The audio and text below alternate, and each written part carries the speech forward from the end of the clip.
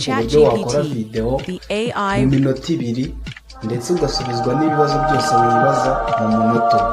Tugiye kukwereka ndetse turebere hamwe ubwenge karemano aribyo bita artificial intelligence. Wowe nk'umunyeshuri ndetse namwe mujya mugira ibirori mukayoberwa uko mwakora amavideo y'amasabukuru ndetse n'ibindi birori, guma hano tubane kugira ngo ubashe gusobanukirwa uburyo wakora video ndetse n'uburyo wajya usubizwa ku kibazo cyose wibaza, kuko ChatGPT irahari ngo isubize ikibazo cyose wibaza. Ese wigeze wibaza uko ushobora kubona umufasha ugufasha gukora video, inyandiko, amasomo, ikoranabuhanga ndetse akagufasha no gusobanukirwa buri kimwe cyose wibaza? Ese wigeze ukenera umuntu ukugira inama muri business yawe ukamubura? Uyu munsi turi bukwereke umuntu wagufasha kukugira inama kandi mu buryo bwizewe ndetse busobanutse. Uramutse ubaye uri mu isi y'ikoranabuhanga ndetse uri no muri iki kinyejana turimo ukaba utazi ChatGPT cyari cyo ndetse n'uburyo bayikoresha, waba uri guhomba ndetse nta nubwo waba uzahise iri kugana. Wowe uri hano komeza tubane, ugiye gusobanukirwa kurushaho. ChatGPT ni umunyabwenge w'ikoranabuhanga wakozwe na OpenAI. Nimvuga OpenAI wumve artificial intelligence. ChatGPT ni umufasha ushobora kugufasha mu buryo bw'ikoranabuhanga kandi bwihuse. Muri iyi video tugiye kuvuga ku mikorere yose ya ChatGPT ndetse turebe n'icyo bita special features cyangwa se ibintu yihariyeho irusha izindi AI. Ku gice cya mbere tugiye gutangira tureba ese ChatGPT ni iki. ChatGPT ni porogaramu ikoresha ubwenge bw'ubukorano aribwo bita artificial intelligence bwiswe large language model. Ibi bivuze ko niba yitwa large language model iba yaratojwe indimi nyinshi ndetse mu buryo butandukanye bwose bushoboka, yareretswe amashusho abaho byose, ibintu byose wumva wibaza, buri kintu cyose ushize muri ChatGPT byanze bikunze bigifiteho amakuru runaka kugira ngo ibone aho ihera gusubiza. Iyi ChatGPT ikoreshwa binyuze muri internet. Nimvuga internet wumve ko bisaba kuba ufite icyo bita data connection.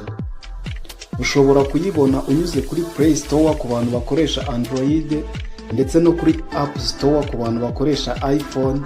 Ubwo rero ku muntu wese ushaka kubona iyo ChatGPT, kuko niyo OpenAI ikora kurusha izindi zose AI, turi buze kuyibaha muri description, link yo muri buze kunyuraho muzi downloadinga ukabona uburyo wakoresha niyo ChatGPT yawe neza bitewe naho wayikuye, niba ari kuri Play Store cyangwa se App.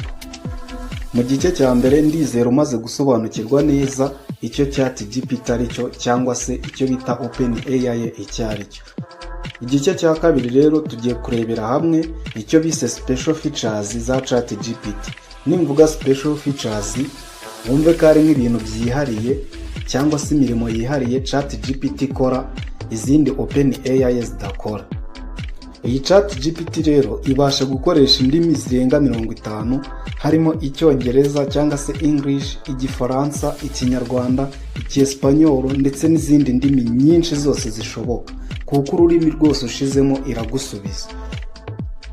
Ibi bisobanuye ko iyi ChatGPT wowe waba uri umunyeshuri, waba uzi ururimi rw'Icyongereza cyangwa se ururimi rwose wabuze, ugomba kuyikoresha nta kabuze kuko yashiriweho buri umwe uri mu isi. Ntabwo yashizweho ngo ikoreshwe n'abanyeshuri gusa. Nawe ufite business, ChatGPT irahari ngo kugira inama muri business ugiye gushoramo, uburyo wayikora ndetse n'amasaha meza yo gukora bitewe n'uko uba wayibwiye ahantu uherereye. Icyo ubusabwa ni ugushiramo amakuru yose then ukabona kuyibaza ikibazo, kuko yo igendera ku makuru, ibifite amakuru y'ahantu hose runaka ku buryo gusobanurira byimbitse. ChatGPT rero ibayeho ngo tuyibaze ibibazo.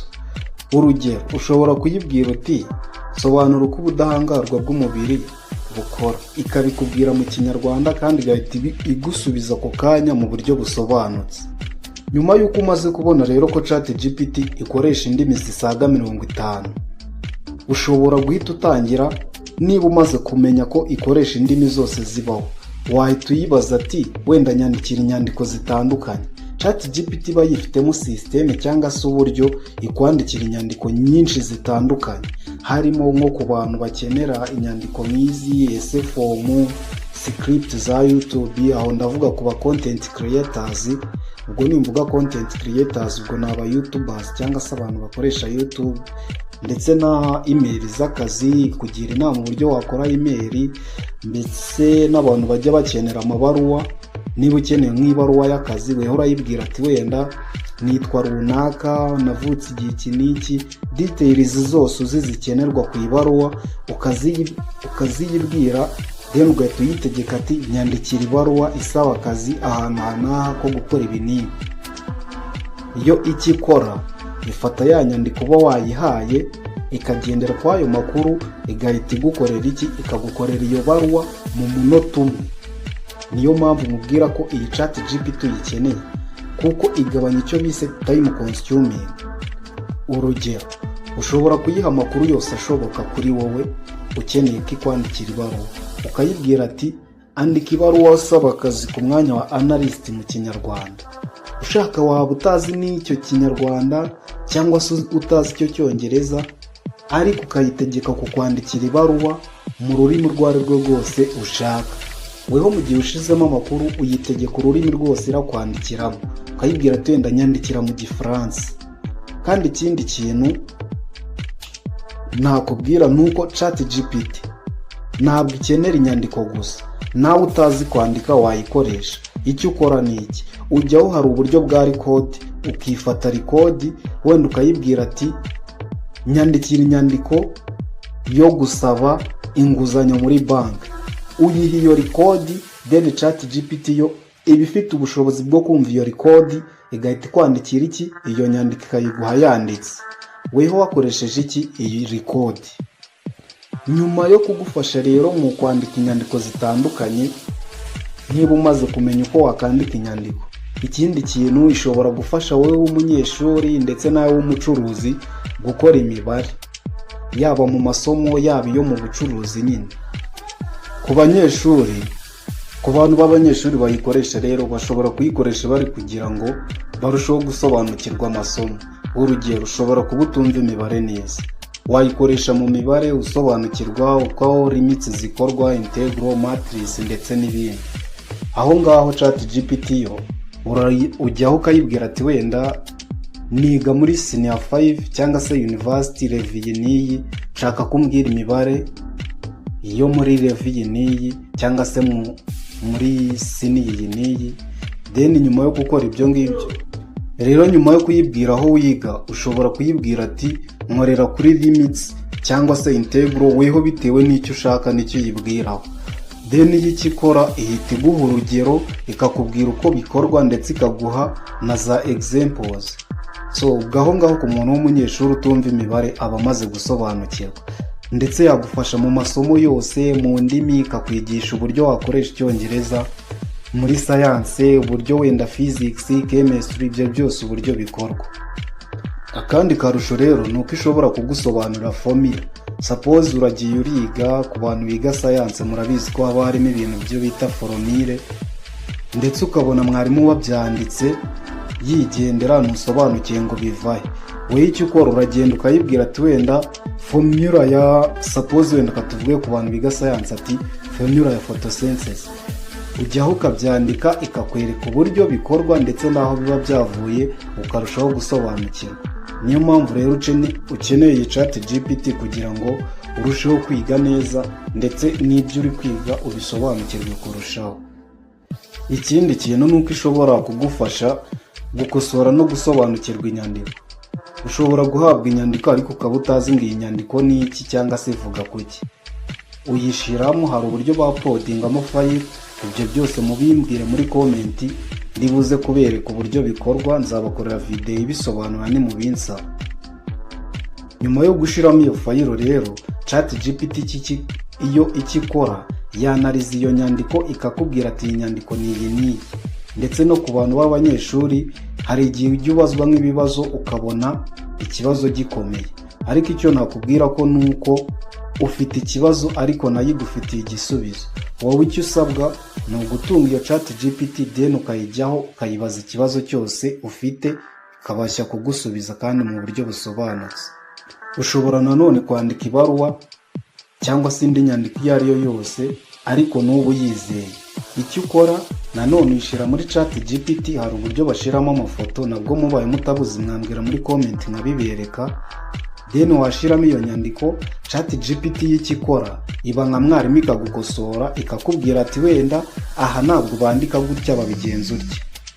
Rero iyo umaze kuyishyiramo nibwo uhita uyitegeka ukayibwira ati kosora iyi nyandiko, wenda ati ungenzure urebe aho nakoze amakosa uyankosorere. Yo ihita ikwandikira ndetse igakoresha n'amagambo aruta ayo wari watekereje, ku buryo ikintu cyawe nta wakwita umuswa. Ubuswa rero ni ukutamenya kuyikoresha nibwo buswa. Nkaho wowe uri umuhanga kuva uhari ukaba uri kumva iki kiganiro, urabasha gusobanukirwa buri kimwe, ubundi buswa nta bundi buswa buteze kukubaho, kuko y'ikikora iguhindurira ibyo wakoze byose bikaba byiza kurushaho. Uko wabikoze wewe ubigerageze nyuma y'iki kiganiro, ushiremo nk'inyandiko runaka iragukosorera bibe byiza kuruta uko wowe wari wabikoze. Ikindi kintu rero ishobora kugufasha mu gukora kode z'ikoranabuhanga. Nimvuga gukora kode z'ikoranabuhanga, aho ni ku bantu bakora ibintu bijyanye na programming. Ku bantu bakora ibintu bijyanye na programming bashobora gukoresha ChatGPT bari kugira ngo bakore kode nka za HTML, JavaScript ndetse n'ibindi. Kandi nanone ishobora kukuguidinga mu gukora icyo bise website. Aho ni ku bantu bakora ibintu bijyanye na software. Niba uzi ko na website ufite, ushobora gukoresha ChatGPT ikakubwira ndetse ikakuguidinga na website ushaka gukora, ikakubwira ati wenda wayitira izina bitewe n'ibyo ushaka kuzajya unyuzaho, kuko yo ireba worldwide ikakubwira ibintu bikunda gusacingwa cyane, hanyuma akaba ariho uhera ufata izina rya website. Kandi nanone ushobora kuba utunze iyo website ariko igufasha kumenya uburyo wakuza website yawe. Nanone ku bintu by'amakode, suppose katuvuge nko ku ndangamuntu n'urugero. Irangamuntu urabizi ko igirwa n'imibare 16. Ushobora kwandika irangamuntu yawe muri ChatGPT, yo ukayitegeka uti wenda sobanurira buri mubare uri kw'iyi ndangamuntu y'u Rwanda usobanura iki. ChatGPT irabigusobanurira ukabasha gusobanukirwa iyo mibare 16 yo kw'indangamuntu igisobanura. Nk'uko nabibabwiye rero, nari nababwiye ko ifite ubushobozi bwo gusoma no gusobanura amafoto. Ushobora kubona ifoto ariko iyo foto ukaba ubona itagaragara neza. Wehe icyo ukora rero uyishyira muri ChatGPT, kuko ni ubwenge karemano. Iyo uyishizemo rero wamaze gukora icyo bita upload photo, yo ibasha gusesengura iyo foto. Bimwe utarebaga yirabusesengura kuko ni ubwenge karemano. Yamara kubisesengura rero igahita ikubwira ibikubiye muri iyo foto ndetse n'icyo bisobanura. Niba ujya uhabwa rero amafoto ntuyasobanukirwe neza cyangwa se ikindi kintu nka code, wajya ubyapodinga muri ChatGPT, yagihita iguha ibisubizo mu buryo bwihuse.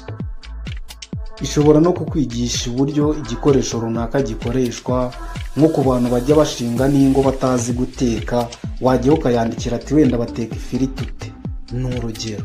Ikwigisha step by step kuva ku buryo ibirayi bitunganya cyangwa se igitoki, ikintu cyose ushaka gukoramo iyo firiti, kugera ku munota wa nyuma ubyaruye. Wowe ufite ibibazo runaka, ikibazo cyose waba ufite, menya ko ChatGPT ifite igisubizo cyawe.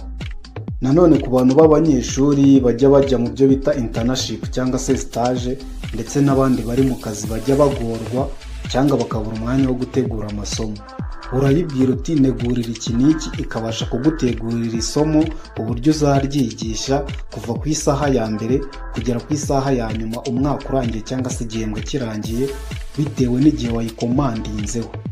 Kandi nanone ishobora kugukorera ifoto. Urayibwira uti nkorera ifoto imeze gutya na gutya, ikagukorera ifoto, then iyo foto ukayikoresha icyo washakaga. No ku bantu bajya bibaza ati wenda katuvuge wenda ubonye ikintu runaka ariko ntabwo uzi inkomoko yacyo, wehe icyo ukora uyijyaho ukandika ati wenda mbwira inkomoko ya Google ni urugero cyangwa se YouTube. Yo ibasha kukubwira inkomoko y'icyo kintu kuva igihe cyaremwe kugeza na n'ubu ndetse ikakubwira n'abagifiteho ububasha. Akandi kantu ChatGPT yigiramo rero ni akantu ko kubika amakuru. Iyo uyibajije ibintu byose uba warayibajije iba yarabibitse. Ushobora kuyibwira uti nyibutsa ku kiganiro iki n'iki cyangwa se ikibazo iki n'iki nigeze kukubazaho, yo iba ifite ayo makuru ihita iyaguha. Urugero rwiza wenda niba warigeze kuyisaba kugutegurira niba ari uwisaba akazi, ibyo byose iba yarabibitse. Niba warigeze kuyibaza ikibazo runaka, ibyo byose iba yarabibitse. Wowe icyo ukora wandika uyisaba ati mpa ibintu nakubajije igihe iki n'iki cyangwa se byavugaga kuri ibi n'ibi. Urugero ukatuvuge ko wayisabye ibaruwa, urayibwira uti mpa ya baruwa wigeze kunyandikira yo gusaba akazi mu kigo iki n'iki. Ibyo biba bihagije, then ikaguha ayo makuru ndetse ikaguha n'iyo baruwa niba wari uyikeneye nanone ukongera ukayikoresha. Kuko urumva ChatGPT ntabwo ikoreshwa mu kubaza ibibazo gusa, urumva ko ikoreshwa no kukubikira amakuru mu buryo buziguye kandi bwizewe. Ikindi wayikoresha uri gutanga inama z'ubuzima cyangwa se wiho uzigira, ndetse ikagufasha no muri bizinesi, ikagukorera icyo bise business plan kugira ngo ufungure umushinga muto cyangwa se uhange udusha. Ndetse ikanagufasha ku muntu w'umucuruzi kumva uburyo wacunga ibicuruzwa byawe n'uburyo wajya ucuruza neza ntihagire, mbese ikakubwira terime zose z'icyo bita customer care n'uburyo wafata abakiriya neza kugira ngo business yawe irusheho kuraninga neza. Ikindi igufasha gufata ibyemezo watekerejeho neza. Ese ujya wibaza impamvu ChatGPT ari umufasha w'igihe kizaza? ChatGPT ntabwo yagenewe abahanga gusa mu ikoranabuhanga, oya, igenewe buri wese ushaka kwihugura, kwihangira umurimo, gukura mu bitekerezo no guhindura ubuzima bwe binyuze mu bumenyi.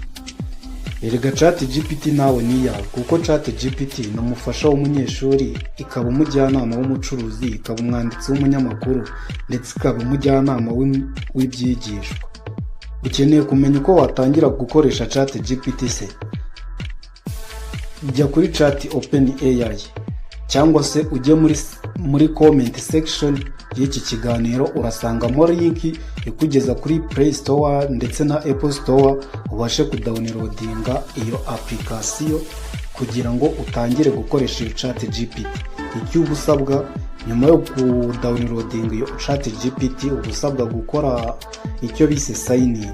Iyo uri gukora sign in rero ukoresha icyo bise Google account. Nimvuga Google account wumve email yawe, bagusaba password, then ushiramo password ya email yawe. Ubaye waranayibagiye watwandikira muri comment section, then tukagufasha kumenya uburyo wagarura password yawe wibagiwe. Nyuma y'uko umaze kuinstalla rero cyangwa se gukora installation y'iyo ChatGPT, uba wemerewe gutangira kuyikoresha muri bya bindi byose twakubwiye. Iyi ChatGPT rero ikindi nakubwira nuko igira version ebyiri. Hari ChatGPT version ya 3.5, hakaba na ChatGPT yo bita Plus ariyo version ya 4. Ushobora kudownloadinga version iyo ariyo yose ushaka, gusa byaba byiza downloadinze yo bita ChatGPT version ya 4 kuko niyo ikora neza. Murumva ko ari iri modern nigezweho bupe. ChatGPT 3.5 yakoreshwaga mu minsi ishize ari bw'igitangira gukoreshwa. Ubu ngubu bageze kuri version ya 4, byaba byiza ari downloading. Isi ya none saba ubwenge, ubushishozi n'ubukorikori. Nimvuga ubukorikori wumva ubushobozi. Ibyo byose rero ChatGPT irabikubumbiye, byose bifite hamwe kugira ngo uyikoreshe. Wowe uzi gukoresha ChatGPT neza uzabasha kugera kuri byinshi kandi mu buryo bworoshye, kuko ni umujyanama mwiza ndetse ni umufasha uhoraho w'ibihe byose. Ufite ikibazo, ChatGPT gufitiye igisubizo. Koresha neza AI cyangwa se Artificial Intelligence uhindura ubuzima bwawe. Niba ukeneye kubona ibiganiro nk'ibi, icyo usabwa ni ugukanda subscribe button, ugakanda ku kazogera kugira ngo buri uko twauploadinze ikiganiro ujye uhita ukibona mu wa mbere.